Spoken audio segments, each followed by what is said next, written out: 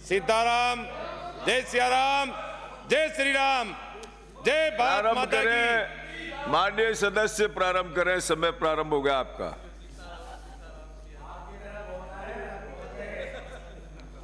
ऐसी कोई बात नहीं, आप चिंता मत करो, हमारी चिंता हम करेंगे, हमारी चिंता मत करो। जय सियाराम, सीताराम, जो बोलना हम बोलेंगे, आपको जो बोलना है वो बोलें। आप बोलना प्रारंभ करें माननीय सदस्य। माननीय सभापति महोदय जी, राज्यपाल जी के अभिभाषण पर मुझे बोलने का मौका दिया, उसके लिए आपका बहुत बहुत धन्यवाद।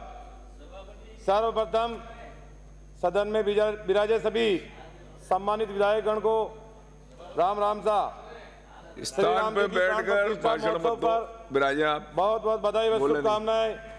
प्रधानमंत्री आदरणीय नरेंद्र मोदी जी का बहुत बहुत बधाई व धन्यवाद।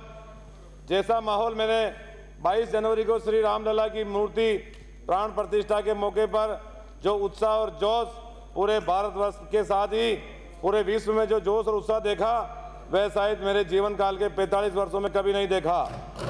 सभी सनातनियों के लिए ये गौरव की बात है। और सभापति महोदय, सदन के माध्यम से आपको अवगत कराना चाहता हूं कि मैं भगवान देवनारायण की जन्मस्थली भीलवाड़ा और मांडल से आता हूं, और मेरी विधानसभा क्षेत्र मांडल में भी एक भगवान देवनारायण भगवान का मंदिर है जो पिछले 50 वर्षों से बंद है। और पिछली विधानसभा में भी आदरणीय शिक्षा मंत्री अपने मदन जी दिलावर ने भी इसी विधानसभा में आपको अध्यक्ष जी को अवगत कराया था, और लोकसभा के अंदर प्रदेश अध्यक्ष CP जोशी जी ने भी अवगत कराया था। लेकिन राजनीतिक व्यवस्था के कारण वो भगवान देवनारायण का मंदिर पिछले 50 साल से बंद है, उसका कोर्ट का फैसला आ चुका है। मैं सभापति महोदय आपके माध्यम से निवेदन करना चाहता हूं, वो जैसे भगवान श्री राम का मंदिर अयोध्या में खुला, उसी तर्ज पर भगवान देवनारायण का मंदिर मांडल का भी खुलना चाहिए। और आम सनातनियों को सबको एक, अभी जैसे बोल रहे हैं जय श्री राम सीताराम, मैं बोल रहा हूं सभी सनातनी, आप भी सनातन में हो और सभी हिंदू, कोई हम किसी धर्म के खिलाफ नहीं, लेकिन हमारे धर्म की जब बात आएगी हम पुरजोर उसका स्वागत अभिनंदन करेंगे।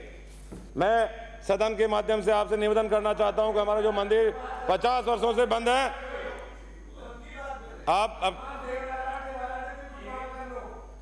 वही बात कर रहा हूं, वही कर रहा हूं, आप इसकी चिंता न करें।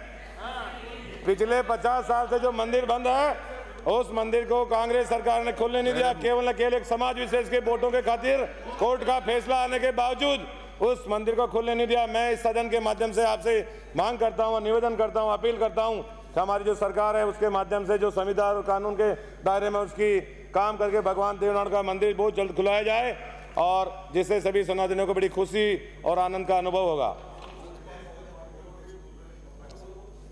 ऐसी कोई बात नहीं। आप जो सभापति महोदय, इनके जो एक सदस्य कल बोल रहे थे कि ये नए नए आते हैं, आप भी कभी पहली बार आए होंगे, आपको भी कभी किसी ने टोका होगा। ऐसा नहीं कि आप नए सदस्यों का ये बोलो, आपके भी नए सदस्य हैं, हमारे भाजपा के भी नए सदस्य, नए सदस्यों को आप अंगुली पकड़ के उनको बोलना सिखाओ, ना कि उनको टोकना सिखाओ। आप भी कभी न कभी पहली बार आए होंगे, आपको बनते ही 4 बार 5 बार के MLA या मंत्री नहीं बन गए। हमारा स्वागत करो, सम्मान करो, हम आपका मान सम्मान करेंगे। इसका मतलब नहीं कि पहले वालों को आप टोकते रहो, टोकने की कोई आपको वो नहीं है। और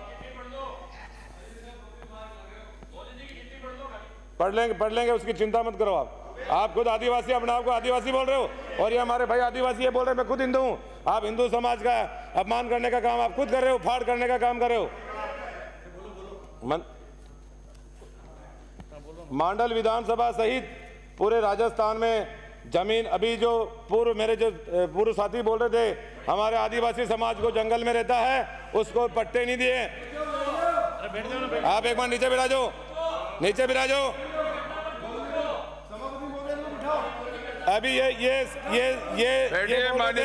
आदिवासी समाज के लोग जंगलों में रहते हैं, गांवों में रहते हैं, चारागाह भूमि पर, बिला नाम भूमि पर रहते हैं, लेकिन शायद ये भूल गए कि इनकी पिछली सरकार में जो राजस्व मंत्री थे और वो हमारे वहीं से थे।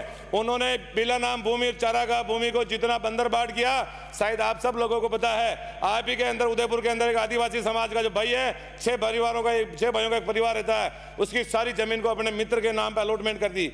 और उसके जो 45 साल से लाइट का कनेक्शन है, बहुत बड़े बड़े अखबारों में छपा था। इन्हीं के आदिवासी, इनकी खुद की सरकार के राजस्व मंत्री ने सारी जमीनों को, चारागाह भूमि को बंदर बांट करने का काम किया। और हमारे मांडल विधानसभा सहित पूरे भीलवाड़ा जिले में हर एक किसान, कब्जा किसी और का है, अलॉटमेंट किसी और को कर दी, कब्जा किसी और का है, अलॉटमेंट अपने दोस्त को कर दी।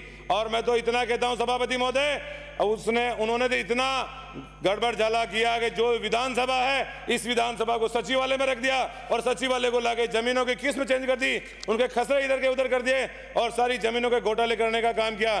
फिर भी आप लोगों को लगता है कि हमारे आदिवासी समाजों को पट्टे नहीं दिए। और पिछली सरकार में ये कहा था कि चारागाह भूमि पर बसे हुए जो भी किसान है, जो गरीब लोग, उनको 100 गज के पट्टे दिए जाएंगे। एक भी शायद किसान परिवार को पट्टा नहीं दिया और किसी को कोई पट्टा नहीं दिया। केवल न केवल अपने दोस्तों को और अपने मिलने वालों को जमीन का बंधन बांट करने का काम किया।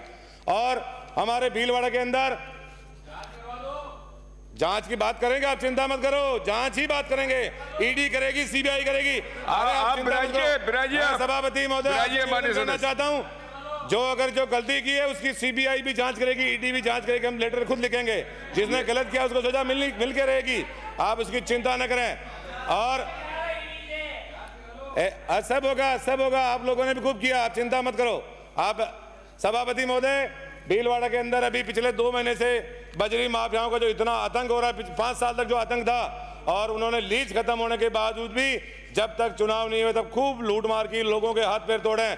करीब भीलवाड़ा में अब तक 20 लोगों की ट्रैक्टर वालों ने, डंपर वालों ने अवैध इलीगल तरीके से अंधाधुंध चला के 20 लोगों की मौत हो चुकी है। और करीब 250 लोगों को उन्होंने गुंडे दादों के द्वारा हाथ पैर तोड़ के उनका अलाइनमेंट बिगाड़ दिया गया।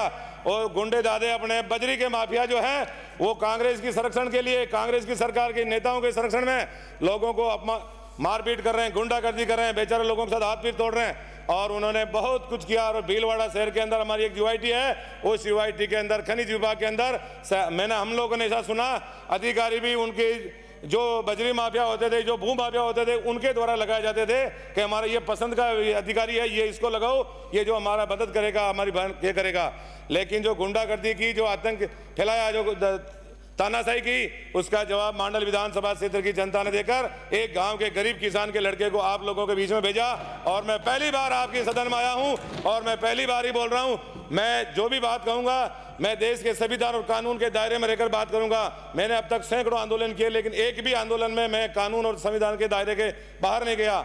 और हमारे विपक्ष के साथ जो साथी बोलना चाहते हैं, मैं देश का जो संविधान है उस संविधान के दायरे में रहकर ही बात करता हूं और अपनी उसके आगे ही करूंगा। शीघ्र समाप्त करें माननीय सदस्य। 2 मिनट और 1 मिनट में अपनी बात समाप्त करें। समाप्त हो जाएगी तो बैठ जाएंगे, कोई बात नहीं। हमारे वहां पर प्रशासनिक अधिकारियों पर दबाव बनाकर गलत काम करवाए जाते थे और भीलवाड़ा जिले के फैक्ट्रियों से निकलने वाले काले पानी को नदियों में छोड़ने से किसानों की जमीनें खराब हो गई और जल स्तर भी खराब हो गया। अतः सभापति महोदय से निवेदन करते हैं कि नई सरकार के माध्यम से सभी जो किसान हैं उन लोगों को ये जो फैक्ट्री वाले गलत पानी छोड़ते हैं उनकी एक जांच बिठा करके हमारे किसानों को न्याय दिलाए।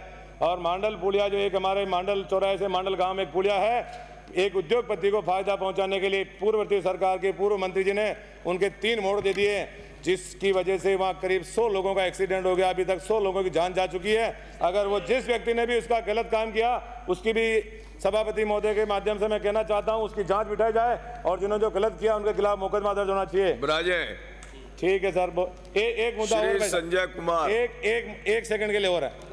एक निवेदन और करना चाहता हूं। हुरडा से कोटड़ी के बीच में हमारे एक स्टेट हाईवे SH 39 निकल रहा है, उसमें अपने लोगों को फायदा पहुंचाने के लिए, अपने लोगों को खेतों की तरफ से रोड देने के लिए या जमीनों को भाव बढ़ाने के लिए करीब 6 किलोमीटर का उसमें रोड में घुमाव दे दिया। मैं सभापति महोदय के माध्यम से ये भी निवेदन करना चाहता हूं कि उस रोड की जांच की जाए और जो सरकार की जो राजस्व करोड़ों रुपए का भ्रष्टाचार लगा उसको वापस जांच करके नया टेंडर किया जाए। डॉक्टर